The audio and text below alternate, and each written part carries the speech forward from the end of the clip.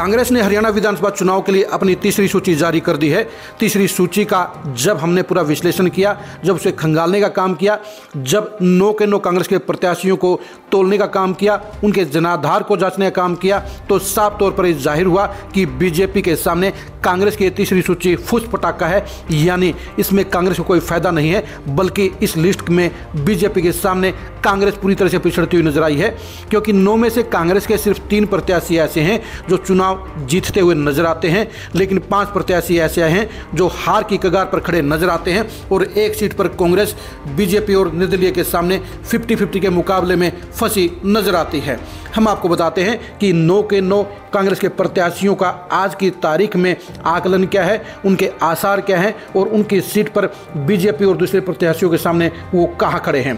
सबसे पहले हम चर्चा करते हैं थानेसर सीट की। वहां पर कांग्रेस ने पूर्व मंत्री अशोक अरोड़ा को चुनाव मैदान में उतारा है। वो 2 बार चुनाव हार चुके हैं, लेकिन पिछली बार महज 500 वोटों से चुनाव हारने के कारण उन्हें मौका मिला है। वो बीजेपी की गलती के कारण चुनाव जीत सकते हैं, क्योंकि बीजेपी के मंत्री सुभाष सुधा साफ तौर पर वहां हारते हुए नजर आ रहे हैं। अगर बीजेपी ने सुभाष सुधा की जगह डीडी शर्मा को चुनाव की टिकट दी होती तो हालात दूसरे होते और ये सीट पर बीजेपी जीत की हैट्रिक लगा लेती। अभी भी अगर बीजेपी ने अपनी गलती में सुधार कर लिया और डीडी शर्मा को प्रत्याशी बना दिया तो फिर अशोक अरोड़ा हार जाएंगे। अगली सीट है गन्नौर की। गन्नौर सीट पर पूर्व स्पीकर कुलदीप शर्मा को ही कांग्रेस ने टिकट देने का काम किया है। वो पिछली बार चुनाव हार गए थे और इस बार भी उनके हार के आसार ज़्यादा हैं। इस बार बीजेपी इस सीट पर निर्मल चौधरी की टिकट काट रही है और उनकी जगह देवेंद्र कादियान को टिकट मिलने के प्रबल आसार हैं। अगर बीजेपी ने देवेंद्र कादियान को टिकट देने का काम किया तो वो कुलदीप शर्मा को चेप देंगे, यानी आसानी से हरा देंगे। अगली सीट है उचाना की। उचाना हरियाणा की हॉट सीट है, वीआईपी सीटों में शामिल है। वहां पर ब्रजेंद्र सिंह का सामना जहां पूर्व डिप्टी सीएम दुष्यंत चौटाला के साथ होगा, वहीं पर बीजेपी के देवेंद्र त्रिवेदी भी मुकाबले को ट्रायंगल फाइट देने के लिए भरपूर कोशिश कर रहे हैं। यहां पर ब्रजेंद्र सिंह का अपर हैंड नजर आता है, यानी आज की तारीख में उनकी जीत के आसार ज्यादा नजर आते हैं। टोहाना सीट के ऊपर कांग्रेस ने 2 बार चुनाव हार चुके परमवीर सिंह को टिकट देने का काम किया है। खास बात यह है कि 2019 के चुनाव में परमवीर सिंह की जमानत जब्त हो गई थी, सिर्फ 16,000 वोट मिले थे, लेकिन उसके बावजूद हुड्डा की मेहरबानी से उन्हें टिकट मिल गई है। लेकिन परमवीर सिंह बीजेपी के देवेंद्र बबली के आगे नहीं टिक पाएंगे, यानी वो चुनाव हार जाएंगे, क्योंकि बबली का सिस्टम और बीजेपी का वोट बैंक दोनों ही मिलकर परमवीर सिंह पर भारी पड़ रहे हैं। तो शाम सीट के ऊपर लड़ाई असली वारिस की और नकली वारिस की है। चौधरी बंसीलाल की असली सियासी वारिस श्रुति चौधरी के सामने भूपेंद्र हुड्डा ने उनके ही भाई अनिरुद्ध चौधरी को उतारा है और श्रुति चौधरी के सामने अनिरुद्ध चौधरी नहीं टिक पाएंगे, क्योंकि तोशाम सीट के ऊपर बीजेपी की श्रुति चौधरी के पास में 3 प्लस पॉइंट है। उनके परिवार का अपना वोट बैंक है, उनके साथ में बीजेपी का वोट बैंक है और तीसरा धर्मवीर सिंह का साथ है। यही वजह है कि तीनों मजबूत वोट बैंक के बलबूते पर श्रुति चौधरी अपने चचेरे भाई अनिरुद्ध चौधरी को धूल चटाने का काम करेंगी। मैम सीट के ऊपर भी बीजेपी की गलती के कारण आनंद सिंह दांगी के बेटे बलराम दांगी के लिए रास्ता साफ हो गया है। बलराम दांगी आसानी से चुनाव जीत जाएंगे।